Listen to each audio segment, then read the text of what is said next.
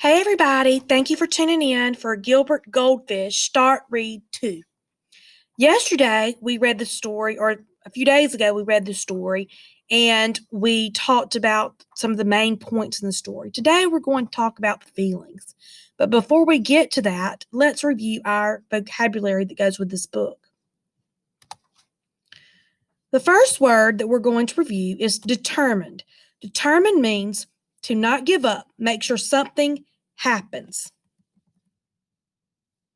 Imagine, to think of something in your mind. Companion, a friend or someone to keep you company. Relieved, to feel better. Creatures are animals. Now let's start with our story.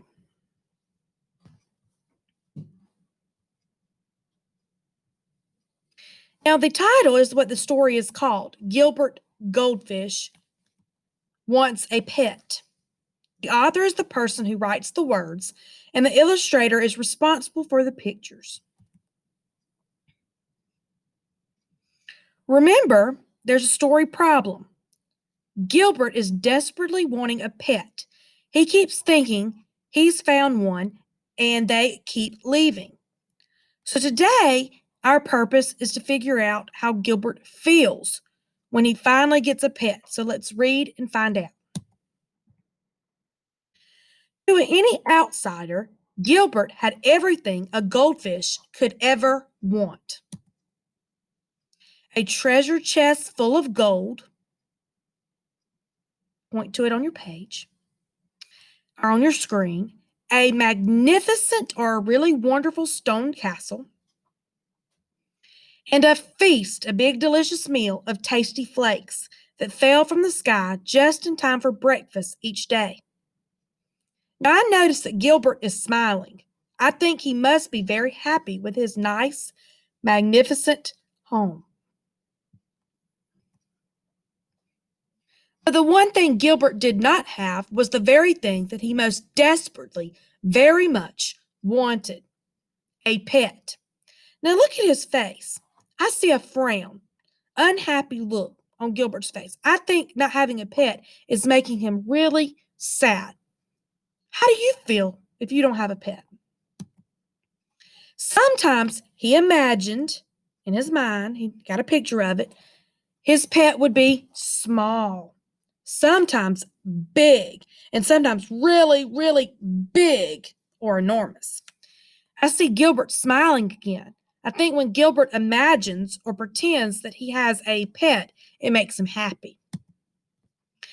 Sometimes Gilbert imagined his pet would have fur or feathers or floppy ears. But every day and always, Gilbert imagined what it would be like to have a pet to care for and love. Now, in my schema, in my mind, I love my pets. My pets are my fur babies. And I love them like they would be my own children. So I can kind of relate to how Gilbert is feeling today. And one day, Gilbert woke up to find a dog barking at him. Bark, bark, bark. Brr. Gilbert blinked his eyes to make sure he wasn't dreaming. The dog wagged his tail and licked the bowl. I noticed the dog licking Gilbert's bowl, and Gilbert is smiling. I think Gilbert and the dog are both very happy to meet each other. Gilbert swam around and around in happy circles. The dog ran around and around in happy circles. A pet! Gilbert glubbed. I have a pet. He's excited. The dog barked and barked and barked some more. Gilbert never dreamed his pet would be so noisy or so thirsty. It looks like the dog is drinking from Gilbert's fishbowl. A week passed. A very tired Gilbert woke up, and the barky bark dog was gone. The castle was quiet again. Gilbert was just a teensy bit relieved. I bet Gilbert doesn't really like it when the dog does that. He's probably thinking, oh, not you again. I can't survive or stay alive without water. I hope this dog doesn't drink all the water in my bowl. I think that Gilbert might not feel disappointed or upset about the dog leaving. I don't think Gilbert liked the loud barking or having the dog drink from his bowl. A few days later, Gilbert noticed a small gray mouse peering at him through the glass. Gilbert's little fishy heart went pitter patter, swish. The mouse licked the paws and sniffed the bowl. Gilbert's eyes looked like hearts. I'm thinking he already loves having a mouse for a companion. Gilbert swam around and around in happy circles. The mouse, who thought Gilbert was a large chunk of cheddar cheese, ran around and around in circles too. A pet! Gilbert glowed happily. I have a quiet pet. The mouse sniffed and sniffed and sniffed some more. When the hungry mouse determined that Gilbert was not in fact a block of cheese, she ran away. And she never came back. Gilbert's little fishy heart went pitter patter, plop. The mouse thought Gilbert was something delicious to eat. Now that he knows that Gilbert isn't food, the mouse is running away. Gilbert's heart is making a very sad sound. Poor Gilbert, he looks very sad. I'm thinking that he is disappointed that his new pet, the mouse, has run away. I bet Gilbert is feeling lonely. He would really like a companion or a friend. More time passed, and Gilbert had just about given up on his dream when a fly landed on the rim of his bowl. Bzzz. Oh, hello there, little fella, Gilbert called out cheerfully. The fly buzzed. He was startled in circles. The startled fly buzzed around in circles. Gilbert is splashing and jumping in the air. I think Gilbert is excited to have a new pet, a new companion. Even though the other two pets he thought he had left, he is determined not to give up. He will keep trying to find the perfect pet. Here's the problem.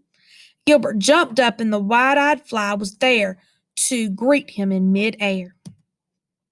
A pet! Gilbert glowed. I have a quiet, friendly... Someone has smashed the fly with a fly swatter. Gilbert was enjoying having the fly for his pet, and then suddenly the fly was gone. I think Gilbert was surprised and sad about losing his pet fly. Oh my, poor fly. And poor Gilbert.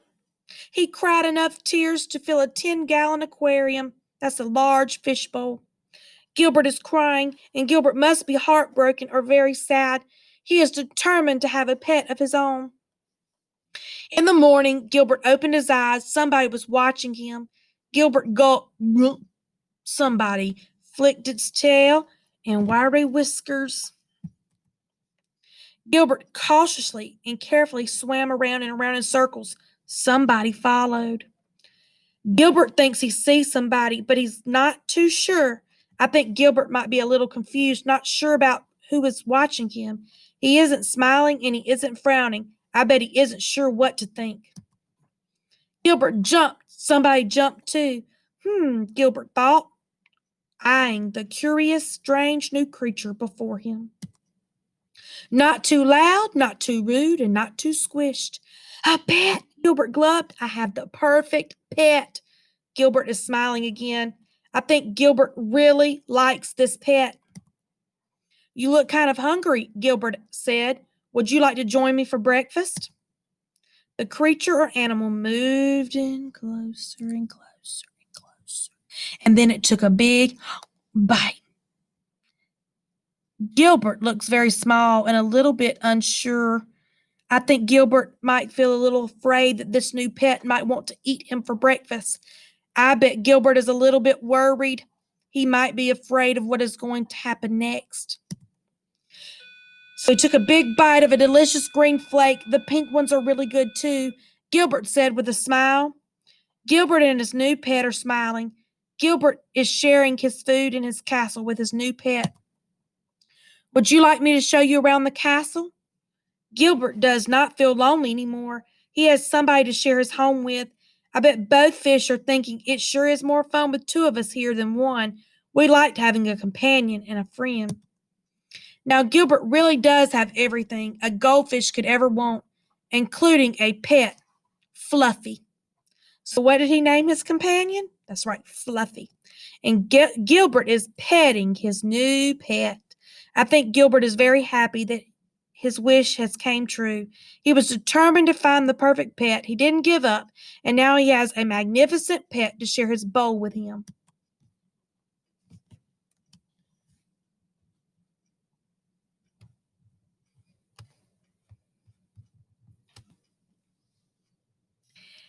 So, we talked about the feelings today in the story. So, the question I have is how did Gilbert feel when he finally got a pet? Was he excited? Was he disappointed? Was he worried? I can't wait to hear your answers. Tune in next time for the third read. Remember, the third read is all about retelling the important parts of the story. See you soon.